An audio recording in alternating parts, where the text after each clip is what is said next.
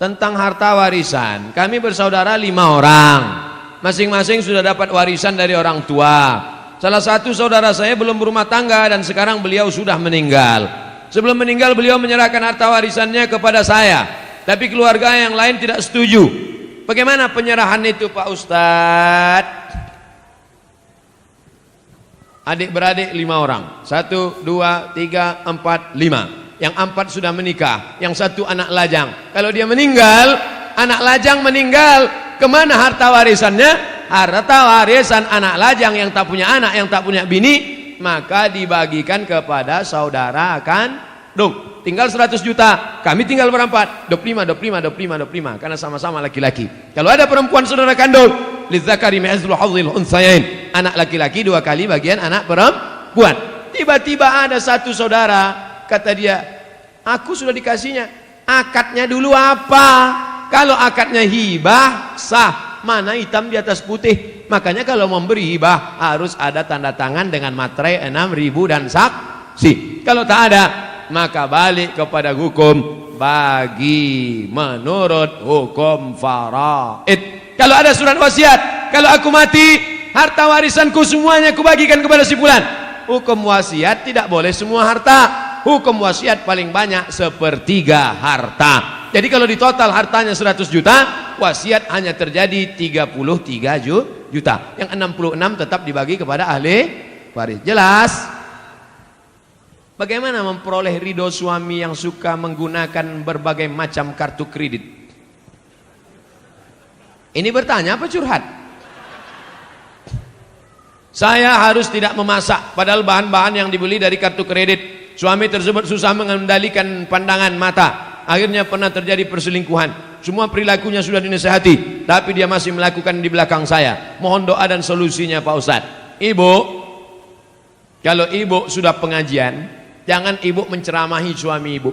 Jangan pulang dari sini, pulang ke rumah, abang sini sebentar, ada yang mau kusampaikan. Assalamualaikum warahmatullahi wabarakatuh. Bukan begitu. Dalam Islam ada perwalian. Ibu punya wali 6 orang. Wali ibu ada 6. Pertama ayah, yang kedua atuk, yang kedua ketiga abang, yang keempat adik laki-laki, yang kelima abang ayah, yang keenam adik ayah laki-laki. Melaporlah ke 6 wali. Wali bukan cuman hanya wali saat nikah saja. Saat suami terjadi sesuatu, maka wali memanggil suami. Kreditor, sini kau sebentar.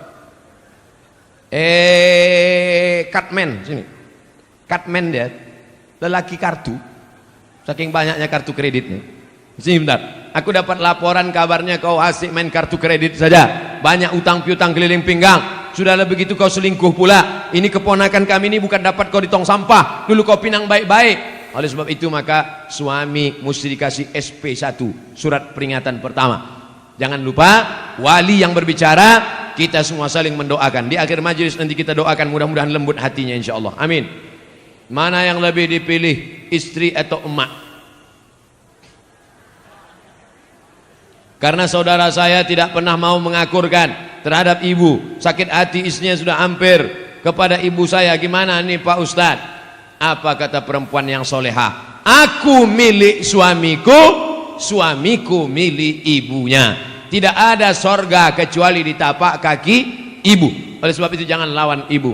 Makanya kalian yang lajang-lajang sebelum menikah, berani kalian berkata kepada dia, Adinda, aku mau nikah sama kau. You want to be a second woman, tapi kau akan menjadi perempuan yang kedua. What? Jadi kalau begitu aku istri yang kedua. Istriku satu kau, tapi perempuan yang kedua adalah, yang pertama adalah ibuku. Bangga kita melihat preman tegap berotot bertatu, tapi tatunya tertulis di sini, I love Ahmad Den. Nah, enggak kita berbakti daripada ibunya. Ibu tak bisa dilawan. Ibu tidak bisa dilawan. Jurus menghadapi ibu 3. Diam, diam, diam. Apapun kata dia diam. Jangan kau lawan. Karena umurnya tak lama. Malaikat maut sudah dekat. Jangan sampai ketika dia mati, disitulah kau baru menangis mencakar dinding. Oh, pandai-pandai. tanya kepada alim ulama, tokoh masyarakat, pandai kepada tanya. Ini banyak nih hadir di antara kita bapak-bapak yang sudah lama berumah tangga, yang jam terbangnya, mereka ini pilot-pilot Sukhoi, yang jam terbangnya sudah 5.000 jam ke atas. Bagaimana mereka pandai antara ibu orang tua, antara keluarga, pandai mendamaikan. Mudah-mudahan kita termasuk orang yang diberikan kebaikan dunia dan akhirat. Amin. Nama saya XXX. Saya tidak ingin bertanya, hanya saya mau bilang baru-baru ini saya mimpi berjumpa Ustadz. Dalam mimpi saya memanggil Ustadz dan ingin bersalaman, tapi tak bisa saking ramainya orang. Dipetisah lah itu. Kemudian saya terbangun dan saya menangis, ingin tangan saya dan tangan Ustadz bersentuhan. Apa yang sering, laki-laki bukan perempuan, laki-laki.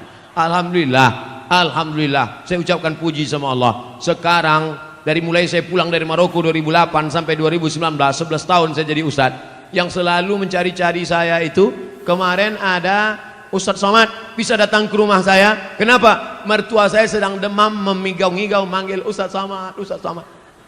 Tak lama sudah itu datang pula orang ke kampus, Ustadz Somad, ini ada anak kecil umur 5 tahun sakit, memanggil-manggil Ustadz. Bawa besok ke kampus. Datang, saya peluk, saya sapu kepalanya. Alhamdulillah sampai sekarang yang menangis-nangis ini 2 aja, nenek-nenek, anak-anak. Anak gadis belum ada lagi. Apa yang sering kau tengok, apa yang sering kau dengar, apa yang sering kau tonton, apa yang sering kau pikirkan, apa yang sering kau renungkan, itulah yang akan kau bawa waktu nanti tidur dan sakaratul maut. Biasanya jamaah-jamaah yang selalu mimpi itu, mimpi sama Habib, mimpi sama Nabi, maka dia selalu sebelum tidur itu dia ingat-ingat, dia pikir-pikir, berjumpa. Waktu saya 2 tahun yang lalu ceramah di Jakarta, datanglah seorang jamaah, Ustadz Somad, saya melihat Ustadz dikelilingi oleh Habib-Habib, keturunan-keturunan Nabi. Apa arti mimpi saya itu Ustadz? Mimpi antum itu berarti dakwah saya ini benar mengikut sunnah Nabi Muhammad SAW. Karena saya dikelilingi oleh para habaib. Seminggu setelah itu, tanpa direncanakan, disitulah saya berjumpa dengan Habib Umar bin Hafiz. Allah Ta'ala mempertemukan. Ternyata Ustadz tak melihat dalam mimpi, tapi jamaah melihat. Hati jamaah jauh lebih bersih dari suci daripada Ustadz Abdul Somad. Antena dia bersih, antena Abdul Somad masih kotor lagi. Kadang masih marah menengok buli-buli caci maki. Jamaah tak ada marah-marah. Orang bukan dia yang diajak. Masjid pusat pasar, masjid yang ada waktu zuhur dan asar, maghrib, apakah sah sholat Jumatnya Pak Ustadz? Ada sholat Jumat di sini? Ada sholat Jumat? Sholat Jumat jangankan di masjid, di tanah lapang pun sah. Kalau di tanah lapang sah, di ballroom sah, di convention hall sah, apalagi di misalnya, tapi bukan di Medan. Kalau di Medan jangan sholat kalian di tanah lapang, masjid banyak berserak-serak. Kuliah misalnya ke Inggris, kuliah ke Belanda, kuliah ke tempat minoritas, tiba-tiba tak ada di situ tempat, berkumpul di convention hall, di gedung, maka sholat Jumat hukumnya sah. Tapi kalau sudah masjid dilaksanakan sholat Jumat, jangan sampai kosong dari azan dan sholat berjamaah 5 waktu, subuh, zuhur, asar, maghrib, isya. Kalau sampai di situ tidak dilaksanakan sholat berjamaah, istahwadat alaihimus syayatin, maka satu negeri itu diganggu, dikacau setan. Mudah-mudahan kita selamat dari meninggalkan sholat berjamaah. Orang tua saya sebelum meninggal ingin berkurban, telah dibayar uangnya pada panitia, tapi sebelum Idul Adha beliau meninggal. Apakah itu boleh diteruskan, diwakilkan pada anaknya? Maka kalau orang tua ada berpesan, nanti kalau aku meninggal atau dia masih hidup dia berpesan, maka tetap dilanjutkan walaupun sudah meninggal dunia. Orang tua hidup berpesan, sebelum sampai hari raya kurban meninggal, teruskan. Orang tua masih hidup berpesan, kalau aku mati nanti buatkan kurban, teruskan. Dagingnya tidak boleh dimakan ahli waris karena wasiatnya untuk umat Islam. Ahli waris tak dapat, karena dulu kata dia ini wasiatnya untuk orang lain. Tapi menurut mazhab Hambali, Imam Ahmad bin Hanbal, ahli waris boleh memakannya karena ahli waris juga bagian dari umat Islam. Jadi kalau ada bapak ibu yang kemarin orang tuanya meninggal dunia lalu diwasiatkan potong kambing, lalu kemudian dia ikut mendapatkan daging kuponnya, jangan merasa bersalah. Kalau ada ustadz mengatakan tak boleh ahli waris memakannya, berarti bukan dari mazhab Hambali, mazhab yang lain. Kita mengamalkan selama tidak keluar dari Hanafi, Maliki, Syafi'i, Hambali, selama ahlu sunnah wal jamaah, maka tetap kita boleh amalkan. Jelas? Ustadz, kita mengimani bahwa malaikat wajib diketahui ada 10. Sementara malaikat Jibril tugasnya menyampaikan wahyu kepada Nabi. Sedangkan baginda Rasulullah sudah wafat. Jadi sekarang apalah kerja Jibril itu Pak Ustadz?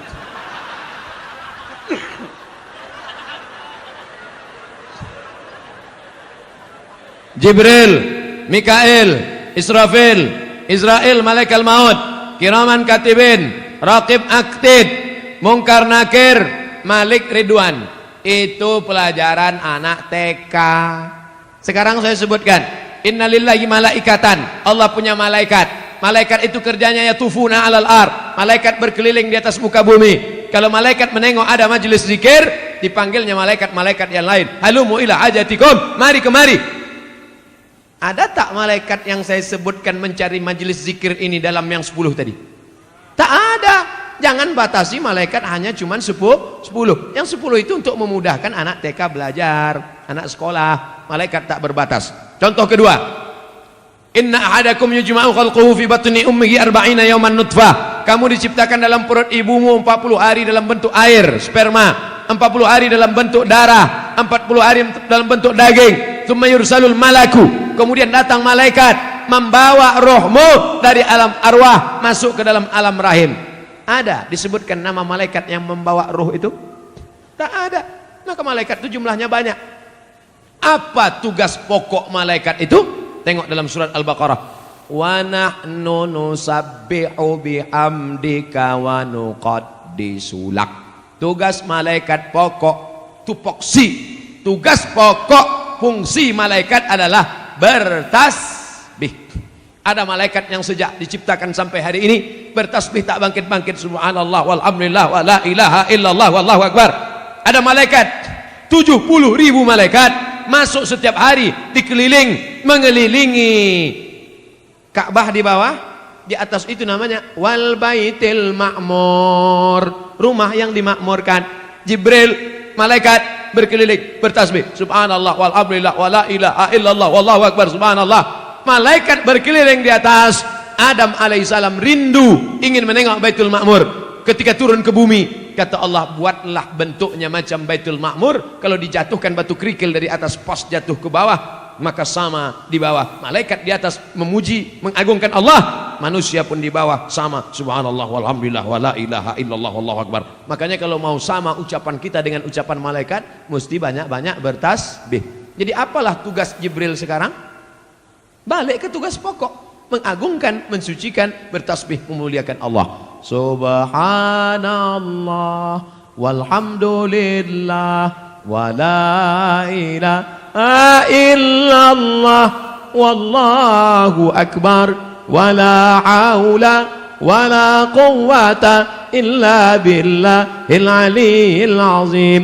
Bapak Ibu sambil jaga toko pagi, belum ada orang lewat, belum ada orang jualan, belum ada orang membeli, buka tasbih subhanallah walhamdulillah wala ilaha. Tapi kalau ada orang nawar dijawab, yang pula tak dijawab, Pak ini berapa harga pokoknya? Subhanallah walhamdulillah wala ilaha illallah. Banyak-banyak bertasbih di toko menghilangkan santet, sihir dan guna-guna. Boleh jadi ada orang benci tak suka. Bagaimana supaya toko kita itu supaya tak laku? Orang lewat macam lewat di kuburan. Kata dukun, ambil air orang mati, nanti siramkan. Akhirnya orang lewat di toko kita, yang ditengoknya bukan pakaian, malah dibacanya doa ziarah kubur. Assalamualaikum ya ahlal kubur. Bagaimana caranya supaya toko ini mati? Kau ambillah tulang pukang. Sebagaimana pukang itu malu menengok orang, begitu pula lah yang punya toko itu malu menengok pembeli, akhirnya tutup mata saja. Maka guna-guna ini pagi, sebelum pagi awal masuk membuka, baca Fatihah sekali, Qul huwallah 3 kali, Qul rabbil falaq sekali, Qul rabbin nas sekali, ayat kursi sekali. Habis itu barulah isi dengan tasbih. Ingat, Fatihah sekali, Qul huwallah 3 kali, Qul rabbil falaq sekali, Qul rabbin nas sekali, Fatihah sekali, Qul huwallahu 3 kali, Qul bil falaq sekali, Qul bin nas sekali, ayat kursi sekali. Pagi-pagi pas pertama masuk. Mudah-mudahan Allah Ta'ala jauhkan dari santet, dari sihir, dari guna-guna dan lain sebagainya. Karena sampai hari ini masih banyak pengikut www.hantu.com. Asuransi komersial halal atau riba Pak Ustaz? Bukan asuransi Islam, asuransi komersial konvensional. Halal apa haram? Kelompok yang satu mengatakan asuransi halal karena di dalamnya ada ta'awun, tolong tolong. Wa ta'awanu 'alal birri wat taqwa. Tolong menolonglah kamu dalam kebaikan. Wa la ta'awanu 'alal itsmi wal 'udwan. Jangan tolong menolong dalam keburukan. Peserta asuransi 100 orang. Bapak store 10 juta, 10 juta, 10 juta, 10 juta, 10 juta, 10 juta. Maka kalau store semuanya 10 juta kali 100 orang berarti berapa itu? 1 M. Betul. Terjadi musibah, maka seolah-olah saat itu ini sedang tolong menolong. Itulah ilat sebab hukum kalau ada ustadz yang mengatakan itu sebenarnya ada unsur tolong menolong. Jadi boleh, kata fatwa yang pertama. Tapi kata fatwa yang kedua, asuransi haram. Di mana tak haramnya? Karena di situ ada gharar, gambling, judi, ketidakpastian. 10.000, 10.000, 10.000, 10.000, 10.000. Tak tahu entah siapa yang dapat. Tiba-tiba na'udzubillah mobil dia yang ditabrak tiang listrik. Pup, dapat. Enak aja dia. Aku udah 3 tahun tak ada nabrak-nabrak. Apalah dia ditabrakkannya pula. Dapat. Jadi kalau ada yang mengatakan asuransi itu halal karena dilihat dari unsur ta'awun, tolong menolong. Kalau ada yang mengatakan asuransi itu haram karena dilihat dari unsur gharar, gambling, judi karena ketidakpastian. 2 hukum tentang asuransi. Ustadz pilih yang mana? Sampai sekarang saya tidak pakai asuransi mobil. Sampai sekarang. Tak pernah Ustadz kecelakaan. Bolak-balik. Kadang menabrak orang, kadang ditabrak orang. Kalau ada Ustadz mengatakan boleh, dipakainya fatwa pertama. Kalau ada Ustadz mengatakan tak boleh, pakainya fatwa satu lagi. Dua-duanya bisa dipakai. Bukan kata Abdul Somad, kata Syekh Ali Jum'ah, mufti Mesir, dalam kitab Fatawa Al-Azhar. Fatwa-fatwa Al-Azhar. Ustadz, gimana caranya meyakinkan orang tua kita tentang menikah muda? Ayah, aku mau meminang dia dengan bismillah. Pergilah, kau makanlah bismillah tuh, kata dia. Bapak-bapak, kalau ada anak kalian mau menikah muda, anak bapak laki-laki, anak bapak perempuan, maka kompromilah kalian. Daripada mereka makan di daun, baguslah mereka makan di pinggan, betul?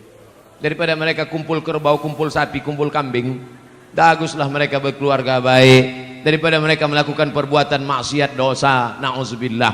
Jaga mereka baik-baik. Tengok almarhum Ustaz Arifin Ilham, umur 17 tahun dinikahkannya. Anak saya nanti saya tanya, kapan dia mau nikah, ku nikahkan kau. Kapan kau mau nikah? Mana perempuannya? Mana? Tunjukkan biar ku pinangkan. Anak Ustaz masih kecil lagi. Kenapa begitu? Karena saya nikah lama. Kok tahu saya nikah itu bagus cepat-cepat? Pagi bersunat, siang nikah langsung.